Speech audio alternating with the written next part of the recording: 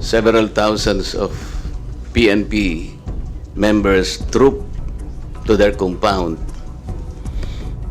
and stayed there for several days, and I think up to today they're still there. Did you happen to investigate whether there are civil rights violated by the members of the PNP in encamping in their compound? Considering, Madam Chair, that it is a religious denomination, I would surmise that the worship services were interrupted. Some activities connected with the religious belief might have been interrupted. And these are serious violations of their political and civil rights. Maybe like marriage are being celebrated in that compound. I think they're still prevented from doing that. What does the CHR intend to do or have done? Our regional office, Your Honor, is currently investigating the situation, monitoring the situation, and in fact, we already investigating and monitoring, Mr. Chair. different ones, Your Honor. Is not good enough, because we need to protect them. Protecting their human rights is the center of the function of the CHR. Am I correct? Yes, Your Honor. But before the Commission acts on the situation and to perform whatever is necessary, we have to conclude our investigation. I'm sorry for being insistent, but this is violation of civil and political rights. You need to protect people. As the regional office concludes one issue, they are required to submit it to the Commission. Yes, while you are doing the investigation, at least you should have done something to prevent further. Super Pinas TV. Super Pinas TV. Nasupalpal ni Representative Verdante Marcoleta ang Commission on Human Rights na pinamumunuan ni Attorney Richard Palpalatok sa kabila ng ginawang operasyon ng PNP sa QOJC na arrest warrant na binuo ng libu-libong kapulisan sa utos ni General Torre, DILG Abalos at PNP Chief Marbil. Dahil nga, tila ba naging tahimik ang Commission on Human Rights sa mga nangyaring danyo sa operasyon tungo sa mga inosenteng miyembro ng Kingdom of Jesus Christ. Halos walang naisagot ang CHR na kung meron ba silang hakbang para maagapan at mabigyan ng kaukulang paglabag ang mga pulis sa ginawang pag-occupy sa compound. Ayon naman sa CHR chairman na meron naman daw silang ginawang monitoring and investigation, pero binara naman ito ni Representative Marcoleta na hindi sapat ang monitoring lamang. Dapat may aksyon ang ahensya ukol dito. Alam naman natin mga kasuper na dapat po talagang mahuli na si Pastor Apollo Kibuloy at dapat siyang managot sa mga kasong isinampa sa kanya. Ngunit kailangan din dapat tingnan ng nasa taas ng operasyon na ito kung naaalinsunod na ba ito sa maayos na paraan na walang naaantalang mga tao. Ayon naman sa Pangulo na hindi naman daw nalabag ang human rights dahil wala namang dalang baril. You go to any human rights advocate, there's nothing that we did. Lahat ng pumasok na pulis, hindi armado. Walang baril, kahit isa. Ngunit sa pamumuno ni General Torre sa actual operation ay naka-full battle gear po ang mga pulis at kawawa po ang mga patrolman na ginawang pang-barricade at naiipit sa operasyon. Para sa inyo mga kasuper, naging parti po ba ito sa political strategy para siraan ang kabilang grupo?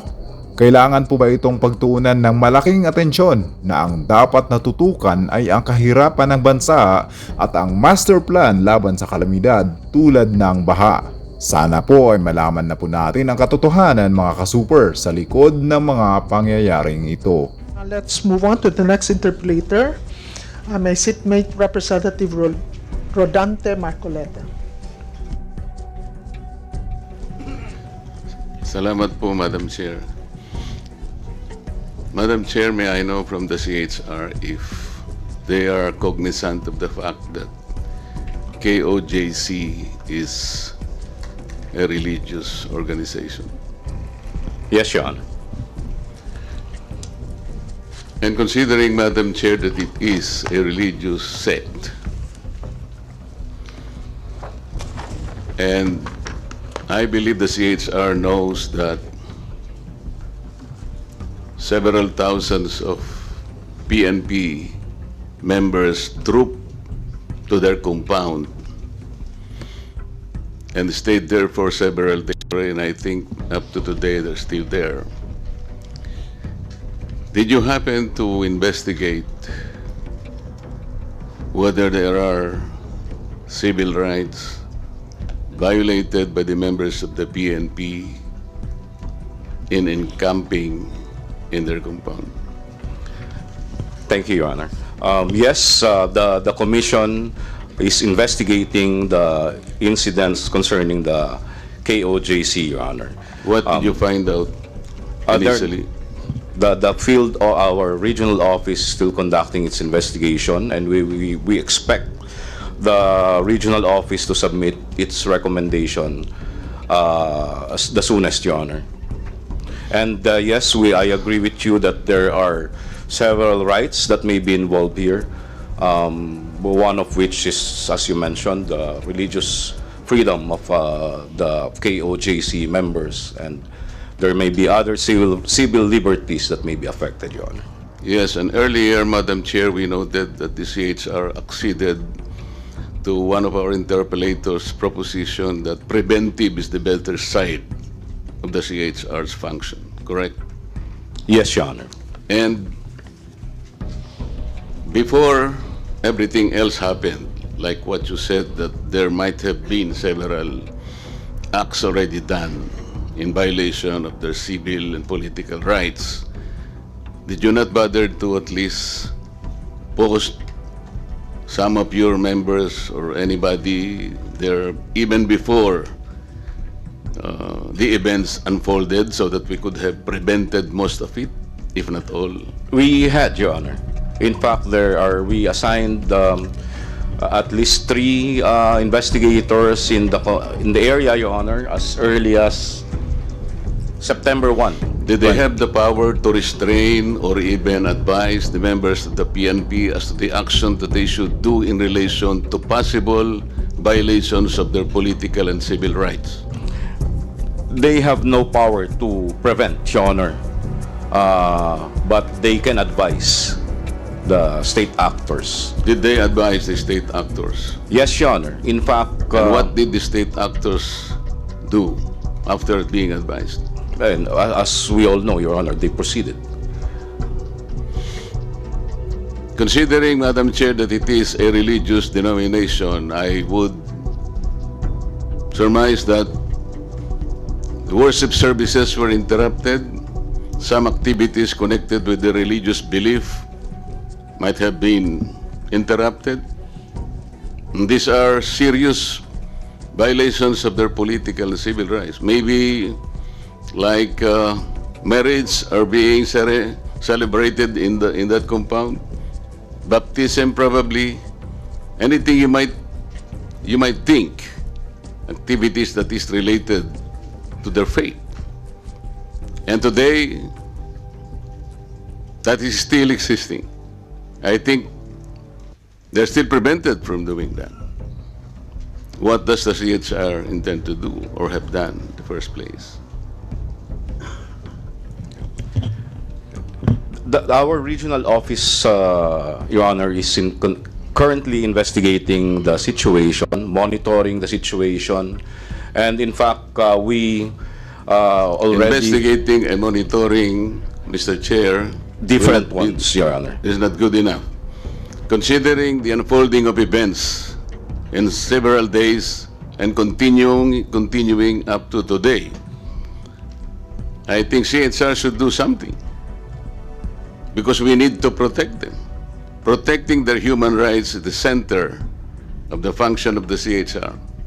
Am I correct? Yes, Your Honor. But before the commission acts on the situation and to perform whatever is necessary, we have to conclude our investigation.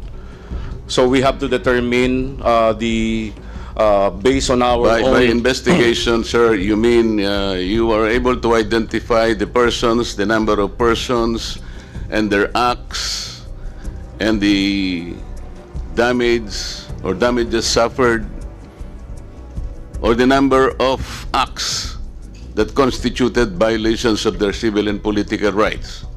Yes, Your Honor. Those are among the details that we might need. And when can this committee receive a report so that probably even Congress can act on it and do something about it? Yes, Your Honor.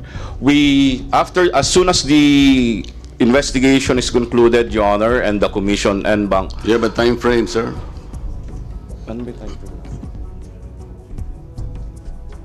I'm sorry for being insistent, but this is violation of civil and political rights. You need to protect people. We understand, Your Honor.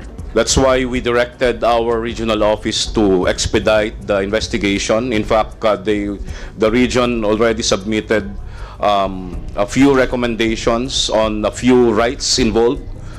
And as we know, the incident is continuing as of the moment, and we cannot finish. The investigation is continuing, Your Honor. At the But least- as the regional office concludes one issue, they are required to submit it to the commission. Yes, while you are doing the investigation, at least you should have done something to prevent further violations of human rights. Because hindi na po matitigil, baka hindi na rin matigil ang pag-iimbestiga ninyo.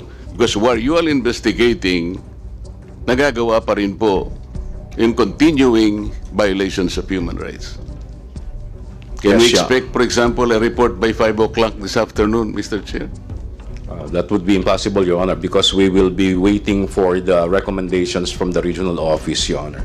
But So 5 o'clock tomorrow morning? Or 5 o'clock 3 days later?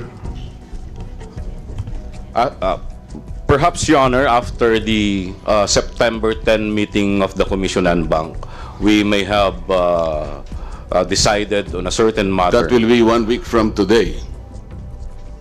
Yes, And Your we are Honor. expecting that there are a lot more violations will happen. Am I correct? Yes, Your Honor. Okay.